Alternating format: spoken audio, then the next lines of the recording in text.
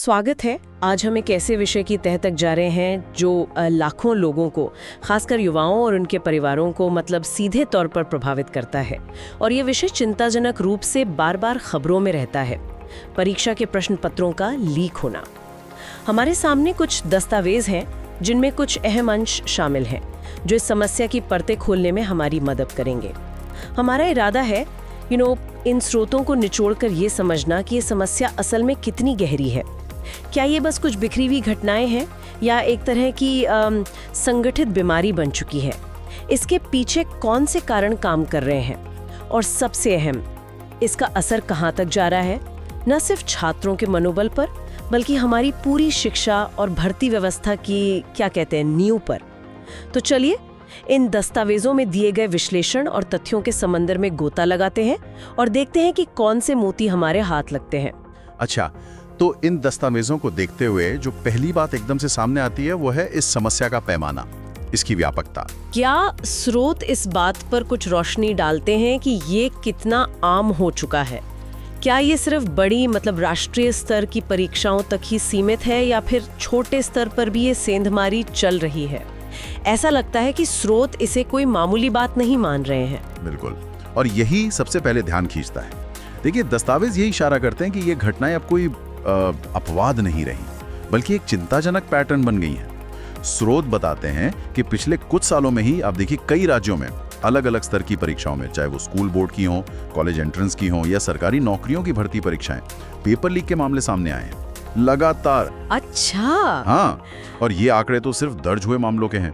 असल संख्या तो शायद इससे कहीं ज्यादा हो सकती है। ये साफ दिखाता है कि समस्या किसी एक क्षेत्र या एक प्रकार की परीक्षा तक सीमित नहीं है। ये तो व्यवस्था में कहीं गहरे तक फैली हुई है। ये तो वाकई चौंकाने वाली तस्वीर है। इसका मतलब तो ये हुआ कि शायद ही कोई ऐसी परीक्षा हो जिसे हम पूरी तरह सुरक्षित मान सकें। अगर ये इतना फैल चुका है तो अगला सवाल मन में आता है कि होता कैसे है? वो कौन सी कमजोर कड़ियां हैं जिनका फायदा उठाया जा रहा है? दस्तावेज इस पर क्या कहते हैं? क्या ये पुराने पारंपरिक तरीकों से हो रहा है या फिर जैसे आजकल सब टेक्नोलॉजी की बात करते हैं उसने नए रास्ते खोल दिए हैं? हाँ, स्रोत बताते हैं कि लीक के तरीके काफी विविध हैं और यही चीज इस समस्या की जटिलता को और बढ़ा देती है। एक तरफ तो है वो पारंपरिक कमजोरियां, जैसे आपने कहा प्रिंटिंग प्रेस। हाँ। वहां सुरक्षा की कमी हो सकती है जहां से पेपर छपने के दौरान ही लीक हो जाए।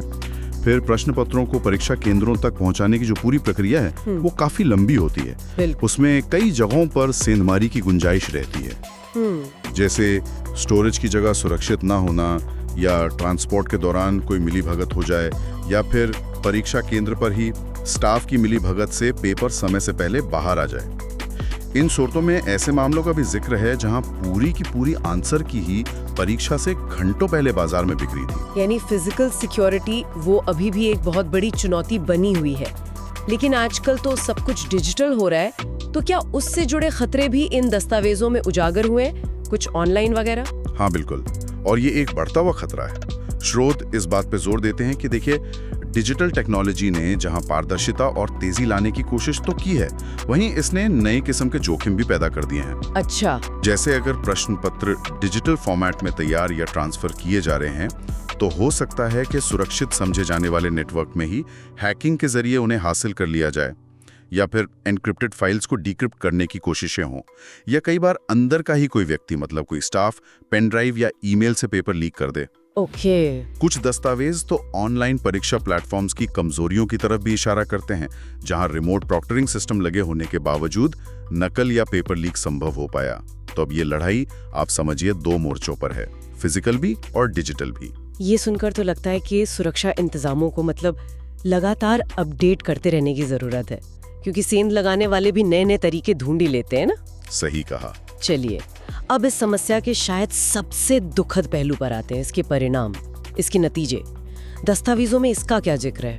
परीक्षा रद्द होना तो एक तात्कालिक नतीजा है, हम सब देखते हैं, लेकिन इसका गहरा और लंबा असर क्या होता है? देखिए, इसका असर बहुआयामी है और बहुत बहुत विनाशकारी है। सबसे पहला और सीधा असर तो उन लाखों ईमानदार और मेहनती छात्रों पर पड़ता है जो सालों साल तैयारी करते हैं। हाँ, आप सोचिए, परीक्षा से ठीक पहले या परीक्षा देने के बाद पता चले कि पेपर लीक हो गया, उनकी तो सारी मेहनत पर पानी फिर गया। हाँ। स्रोतों में छात्रों के गहरे अवसाद में जाने, चिंता और हताशा के कई उदाहरण दिए गए हैं। उनका सिर्फ समय और पैसा बर्बाद नहीं होता, बल्कि उनका पूरी व्यवस्था पर से भरोसा उठ जाता है। ये भावना कि भाई मेहनत का क्या फायदा जब सब कुछ बिकाऊ है, ये किसी भी युवा मन के लिए बहुत खतरनाक है। और ये भरोसा टूटना ये शायद सिर्फ छात्रों तक ही सीमित नहीं रहता होगा, इसका असर तो और भी पड़ता होगा। बिल्कुल नहीं, ये पूरे समाज में एक बहुत ही नकारात्मक संदेश भेजता है। जब भर्ती परीक्षाओं या जो प्रतिष्ठित संस्थान हैं उनमें दाखिले के पेपर लीक होते हैं, तो ये मेरिटोक्रेसी यानी योग्यता आधारित व्यवस्था की जो पूरी अवधारणा है उस पर ही सीधा हमला है। सही बात है। इसका मतलब ये है कि योग्य और सक्षम उम्मीदवार पीछे रह सकते हैं और उनकी जगह शायद वो लोग ले लें जिन्होंने गलत तरीकों का सहारा लिया। और लंबे समय में इससे हमारे वर्कफोर्स की क्वालिटी प्रभावित हो सकती है, चाहे वो डॉक्टर हों, इंजीनियर हों या प्रशासनिक अधिकारी।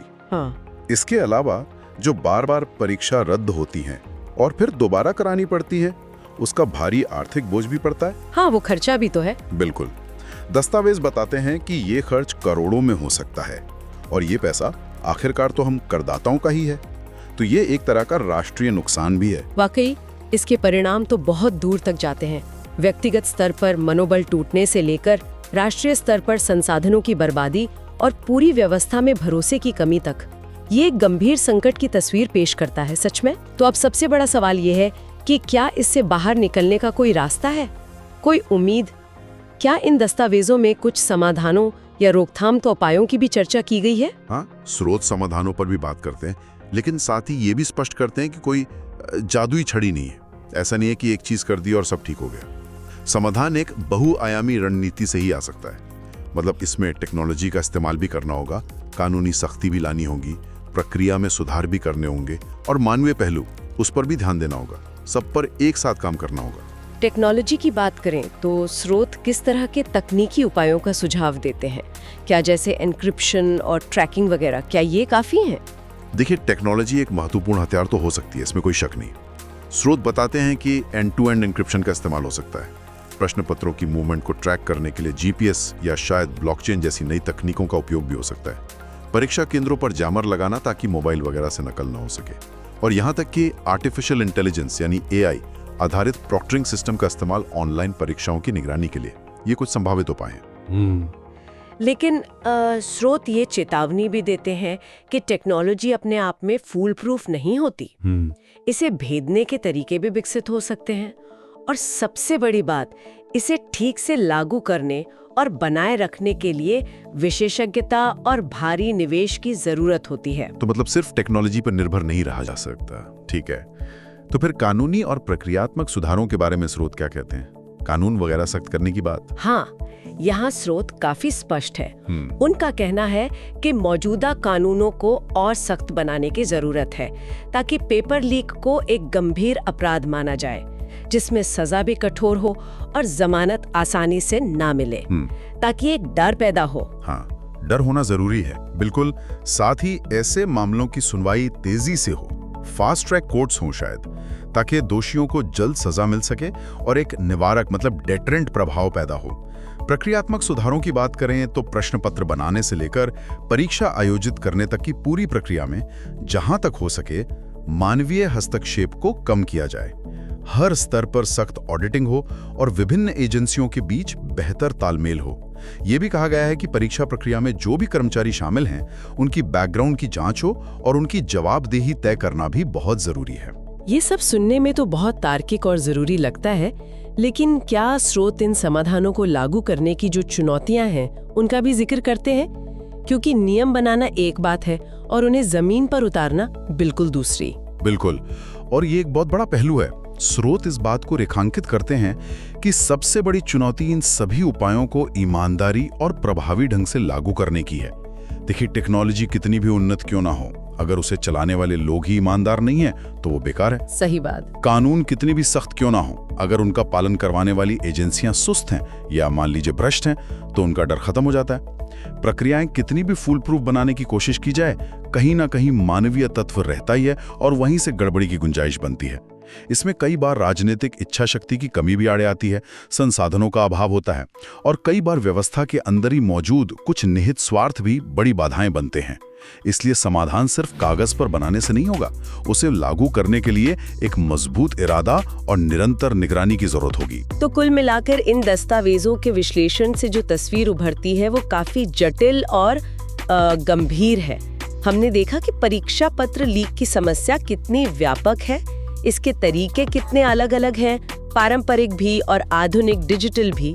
इसका असर कितना गहरा है, छात्रों के भविष्य से लेकर देश की अर्थव्यवस्था और सामाजिक विश्वास तक। और इसके समाधान भी है, पर वो चुनौतीपूर्ण है। उनमें टेक्नोलॉजी, कानून और सबसे बढ़कर शायद ईमानदारी की जरूरत है। ये साफ है कि ये एक ऐसी समस्या है जिससे निपटने के लिए एक समग्र और निरंतर प्रयास की आवश्यकता होगी।